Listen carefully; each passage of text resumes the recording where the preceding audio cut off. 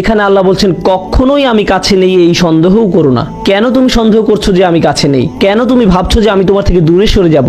তুমি আমার থেকে দূরে সরে গেছো, আমি না, তুমি সরেছো। তুমি আমার অবাধ্য হয়েছো, তুমি আমাকে ভালোবাসা বন্ধ করেছো। আমি কখনো তোমাকে ভালোবাসা বন্ধ করিনি। তুমি দূরে সরেছো, আমি সবসময় কাছে ছিলাম। আবার কারিব শব্দটাও, কারিব হচ্ছে ইসমে সিফা, যার অর্থ আমি সবসময় আছি। পুরো বাক্যটা দ্বারা অবশ্যই আমি সবসময় আছি, কাছেই। আমার দাস এটা জানুক। আরেকটা ব্যাপার হচ্ছে, আল্লাহর কতগুলো নাম আছে? অন্তত 99টা। কত সুন্দর সুন্দর নাম আল্লাহর। তাই যখন মানুষ জিজ্ঞেস করলো আল্লাহ সম্পর্কে, তখন তাদেরকে আল্লাহর কোন নামটা বলা সবচেয়ে বেশি জরুরি? ওনার কোন গুণটা? যে উনি একদম কাছেই। কেন? কারণ যখন উনি কাছে আছেন, আমাদের জন্য ওনার সাথে কথা বলা সহজ হয়। কেউ যখন দূরে থাকে তখন আমরা তার সাথে কথা বলি না, আর কেউ যখন কাছে থাকে আপনি তার সাথে কথা বলতে পারেন। যখন কেউ কাছে থাকে আপনি তাকে সম্মান করেন। বোঝা গেল? আচ্ছা, এখানে কয়জন বাচ্চা স্কুলে আছে?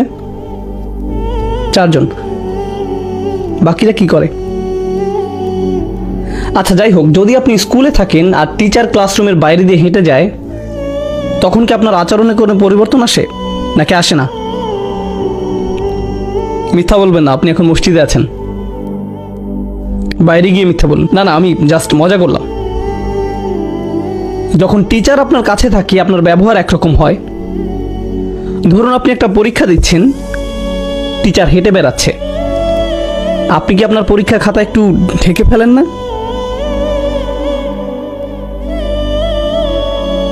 এমনকি ছায়া দেখলেও কেঁপে উঠেন। বিশেষত উনি যদি আপনার টেবিলে হাত রাখে আর আপনার খাতার দিকে তাকিয়ে একটু মালাকুল মাউত। আমি আমার স্টুডেন্টদের সাথে এরকম করি, কারণ আমি তাদেরকে মানসিকভাবে টর্চার করতে পছন্দ করি। এটাই টিচিং এর সবচেয়ে বড় মজা। আপনি তাদেরকে নিয়ে খেলতে পারেন। আল্লাহ বলছেন, যদি আমার দাস আমার সম্পর্কে জানতে চায় তাহলে বলুন আমি একদমই কাছে আছি। কেউ যখন কাছে থাকে, আপনি যখন আশেপাশে পুলিশ অফিসার দেখেন, আপনি অন্যরকম আচরণ করেন। আপনি যখন দেখেন আপনার বস পাশে আছে, যখন জানেন টিচার কাছে আছে, আপনি ভিন্ন আচরণ করেন। যখন আপনি দেখেন আপনার মা পাশে আছে, বন্ধুদের সাথে ভিন্নভাবে কথা বলেন।